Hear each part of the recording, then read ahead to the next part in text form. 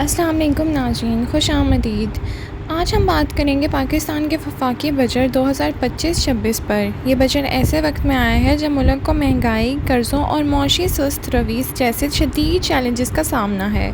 ناظرین، اس ویڈیو میں ہم آپ کو بجٹ کے اہم نکات، ٹیکس اصلاحات، دفاعی اخراجات، تنخواہوں میں اضافہ اور ماہرین و سیاست دانوں کی آراء بھی پیش کریں گے۔ تو آئیے ویڈیو کو شروع کرتے ہیں۔ ناظرین، مالی سال 2025-26 کا کل بجٹ 17.57 ٹریلین روپے رکھا گیا ہے۔ گزشتہ سال کے مقابلے میں کل اخراجات میں 7% کمی کی گئی ہے۔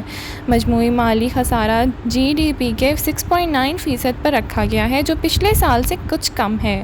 پرائمری سرپلس 1.6% مقرر کیا گیا ہے، جو IMF کی اہم شرط کے مطابق ہے۔ ٹیکس وصولیوں کو ہدف 12.9 ٹریلین روپے رکھا گیا ہے۔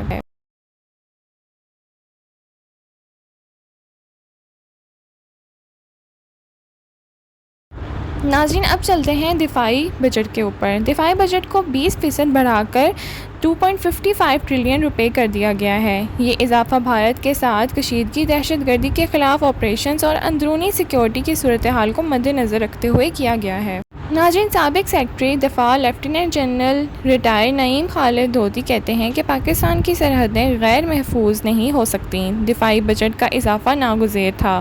پالیسی ماہر سلمان شاہ کا کہنا ہے کہ ترقیاتی بجٹ کی قیمت پر دفاعی بجٹ کا بڑھا خطرناک رجحان ہے۔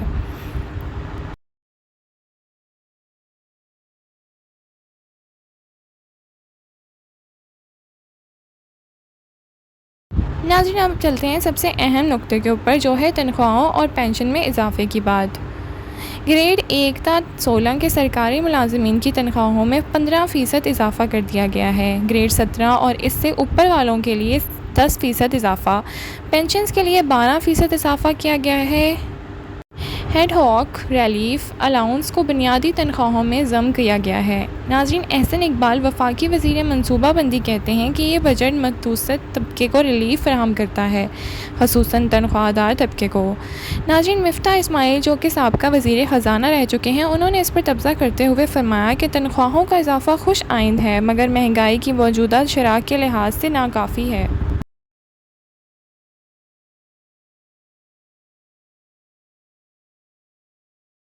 ناظرین، اگلا حصہ ہے ٹیکس اصلاحات کا۔ حکومت نے ٹیکس نیٹ بڑھانے کے لیے زرعی آمدن کو بھی شامل کرنے کی بات کی ہے۔ ٹیکس بیس میں اضافہ، نان فائلرز کے خلاف سخت اقدامات اور اشرافیہ پر بوجھ ڈالنے کی اشارے۔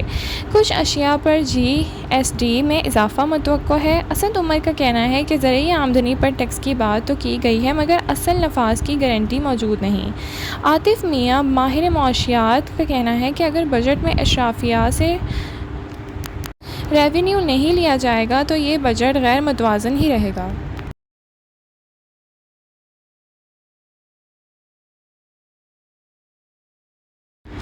ناظرین، ترقیاتی بجٹ اور عوامی فلاح کے حصے میں public sector development programme PSDP کے لیے فنڈز کم کر کے 900 ارب روپے کر دیے گئے ہیں۔ تعلیم اور صحت جیسے شعبوں میں کمی کی وجہ سے ماہرین میں تشویش پائی جا رہی ہے۔ ماروی میمن، سابقہ وزیر برائے انسانی ترقی، کہتی ہیں کہ خواتین، بچوں اور تعلیم کے لیے بجٹ میں کچھ خاص نہیں رکھا گیا۔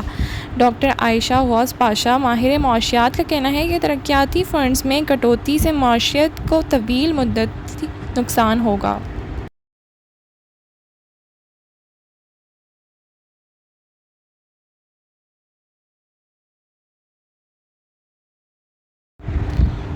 IMF کا کردار۔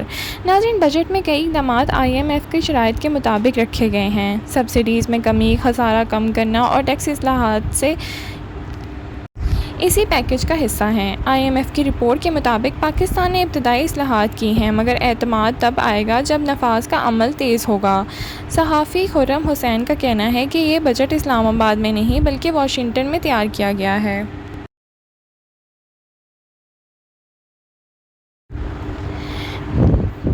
عوامی رائے اور کاروباری طبقے کی تشویش۔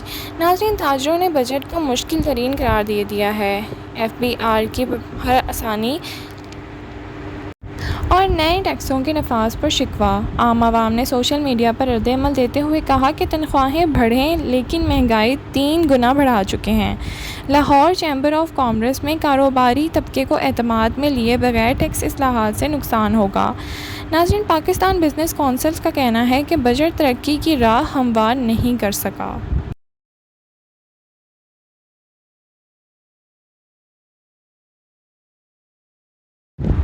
ناظرین، بجٹ 2025-26 میں کچھ مثبت اقدامات ضرور ہیں، جیسے تنخواہوں میں اضافہ اور خسارے میں کمی، لیکن دفاعی بجٹ میں بے پناہ اضافہ، ترقیاتی فنڈز میں کٹوتی اور عملی نفاذ کی کمی کے باعث خدشات بھی موجود ہیں۔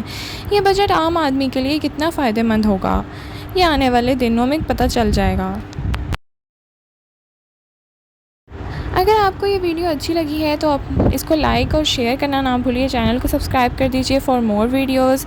کمنٹ سیکشن میں اپنی رائے کا اظہار ضرور کریں۔ آپ کے مطابق اس بجٹ کو کیسے دیکھتے ہیں آپ؟ Thank you for watching. اللہ حافظ۔